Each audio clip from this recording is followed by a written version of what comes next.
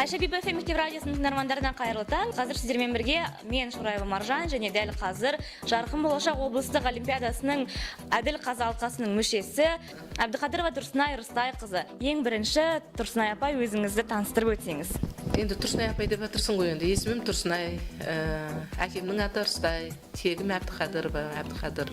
Қазақ филология кафедрасында меңгеруші қызмет атқарам. Педагогика ғылымдарының докторымын. Осы салада 40 жылда еңбек етіп келемін. Жалпы дәл қазір біле білсеңіздер, құрметті тыңдармандар, Тұрсынай апайымыз қазақ тілі мен әдебиеті пәні бойынша осы жерде әділ қазы алқасы болды. Жалпы осы олимпиада бүгінгі қандай деңгейде өтті? Олимпиаданың 5 бағыты болды. Оның ішінде тілшілер, әдебиетшілер бағыты. Бұл бағытта тез қабылданды. Тіл мен әдебиеттен білім деңгейлерін компьютерлік жүйеде анықталды. Сонымен бірге жас ғалымдар байқауы болды. Одан кейін сөз шеберлерінің байқауы болды. Ғылыми жоба, ғылыми проектке байланысты байқаулар болды. Сосын әнші бұлбұл бағытында жас өнерпаздардың байқауы болды. Жалпы олимпиада өте жақсы өтті, жақсы ұйымдастырылған. Жылда 200-дей оқушы келетін болса, жан-жақтан осы облысымыздан. Биылғы жылы 240-тан аса оқушылар қатысты. Біздің өзіміздің төрайымдық еткен комиссия болған сөз шеберлері. Бұнда 60-тай оқушы өздерінің талантын, осы бағыттағы өнерін, білімін, қаншалықты деңгейде поэзияны білетіндігін, оны қалай оқу керек екендігін көрсетуге тырысты. Соның ішінен әрине енді балдардың бәрінің бағыты жақсы дайындықпен келген, дегенмен де кейбір кемшіліктер болып жатты. Айталық, оның ішінде 7 мен 11 сынып класс аралығында десе, бұл байқауға 5 классында оқушылар қатысып отырды. Болашақта осы жағы ескертілсе деген бір ұсынысымыз бар. Екіншіден, поэзиялық шығарманы оқыған кезде сол поэзия, яғни авторлық ұстаным, авторлық бағыт, шығарманың тақырыбы, өлеңнің жалпы айтайын деген ойы, өлеңнің тақырыбының ішінде автордың, оны оқу барысында оқырманға әсері, адам жанына, адам жүрегіне, адам сезіміне әсер етуі, артистігі, дауыс ырғағы, жалпы осы өлеңнің табиғатын қаншалықты деңгейде жеткізе алуына біз көңіл бөлдік. Әрине, енді бұл конкурс болғаннан кейін, ол жерде енді тақырыпта біздің көзқарасымыздан тыс қалған жоқ.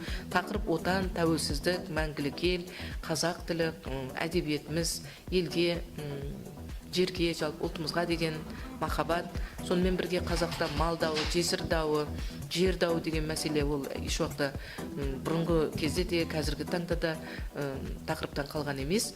Сондықтан да біз бірінші орынды беріп отырмыз 45-ші мектеп гимназиясының оқушысына. Бұл жерде кәдімгі үлкен проблема, қазіргі таңдағы жетімдер проблемасы, өзекті мәселесі. Баласын тастаған тас жүрек ананың образы сомдалған өлеңдер оқылды. Бізге сол барлық жүйе мүшелеріне ұнады. Біз соған жаңағы оқыған оқушының талабына, талантына, дауыс ырғағына, артистік ерекшелігіне, жалпы осы тақырыпты түсінгеніне, оны жеткізе білуіне, оқырманға, тыңдарманға, соның жүрегіне жеткізе білуіне үлкен ризашылығымыз болды. Жауабыңызға үлкен рахмет. Ал енді жаңа сөзіңізде айтып кеттіңіз, 40 жыл еңбек өтілім бар деп. Осы Жарқын болашақ облыстық олимпиадасының басқа олимпиадалардың ерекшелігін айтып өтсеңіз. Бұл жерде енді кез келген олимпиаданың өзіндік жетістіктері болады, өзіндік бір ерекшеліктері болады. Олимпиада кәдімгі дәстүрлі бағытта өткізілді. Жылда енді осы олимпиадаға келіп, мен биыл 3-4 жылдар әділ қазы алқасы төрайымы болып жүрмін. Олимпиаданың ұйымдастыруы, жалпы осы олимпиадаға қойылатын талаптар барлығы бүге шегесіне дейін ойластырылған. Сосын бұл енді облыстың жан-жақтан келіп отырғаннан кейін бұл жерде адам саны өте көп болады жылда. Біріншіден, екіншіден енді келесі жолы осы олимпиаданы ұйымдастыру бағытында бір ауданнан, мысалы, бір мектептен 7 оқушының, 8 оқушының қатысуы біз байқадық. Осындай мәселелерге үлкен мән берілсе, ауданнан іріктеліп өткізілсе, ішіне ең мықтылары келсе, сонда уақытты кішкене үнемдермедік деген ойлаймыз. Енді бұл жерде келген елдің барлығының бос кетпесін деген болар.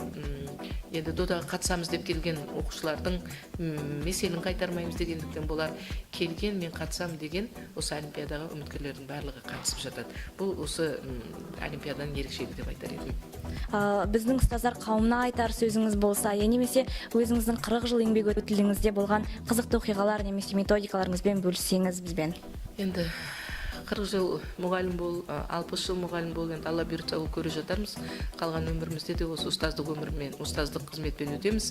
Ең бірінші бұл жерге мен қоярым, жастарға да, жалпы ұстаздарға да таза адал еңбек керек. Өзіңнің жаныңды аямауың керек, өзгенің бақыты үшін өз уақытыңды да, өзіңнің бар еңбегіңді, біліміңді, сол өзіңнің тәрбиелеп отырған шәкіртіңе берсең, сол адал еңбек етсең, сол еңбектің жемісіне жетесің. Жеңісіне жетесің, соның қызығын көресің, содан ләззат аласың. Сондықтан да әр оқушы да, әр ұстаз да сол өзінің мамандығын жақсы көру керек, сүю керек. Оқушылар өздерінің неге екенімді соған бағытталу керек. Сонда ол өзіне де өзгеге де бағытталып келеді. Ал ұстаздық мамандықты таңдаған кез келген ұстаз ол өзінің бар білімін, бар болмысын, адами қасиетін, жүрегіндегі жылылығын, махаббатын өзінің шәкіртіне беру керек. Сонда ғана болашақта мен ойлаймын, ұстаз бақытты, сонда бақытты боласың. Жаңа халқымыз айтып кеткен ғой, ұстаздан шәкірт озар деп. Қазіргі шәкірттеріңіз жайлы естігіміз келіп отыр. Енді шәкірттеріміз өте көп, жан-жақта жұмыс істеп жатыр. Осы өзіміздің саламызда жұмыс істеп жатқан көптеген шәкірттеріміз бар. Бүгінгі осы лицейде де біздің шәкірттеріміз сабақ беріп жүр.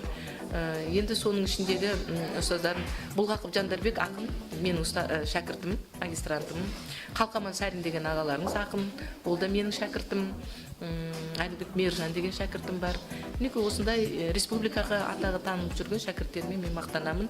Жалпы барлық осы 40 жыл еңбегімдегі барлық шәкірттерімді жақсы көрем. Болашақта олардың бақытты болғанын, өздерінің мақсаттарына жеткенін қалаймын. Енді қазір білікті де білімді шәкірт тәрбиелей алған Тұрсынай апайымыздың атынан Айша Бибі мектеп радиосына Қазақ-түрік қыздар лицейіне тілегіңізді естігіміз келіп отыр. Айша Бибі деген анамыз, енді ол қыздардың символы, махаббаттың мәңгілік болмысы, бейнесі Айша Бибі арқылы көрінеді. Қазақ қыздары әр уақытта ізетті болу керек, мәдениетті болу керек, иманды, инабатты болу керек, адал болу керек, тазалықты бойына әр уақытта ұстау керек. Болашақта барлығы өзінің ана екенін, ұрпақ тәрбиелейтінін еш уақытта ұмытпау керек. Ер азаматтарын сыйлау керек. Қазақи болмысымызды, ұлттық ерекшелігімізді, құндылықтарымызды қазақ қыздар әр уақытта бойында сақтау керек. Үлкен рахмет интервьюңызға.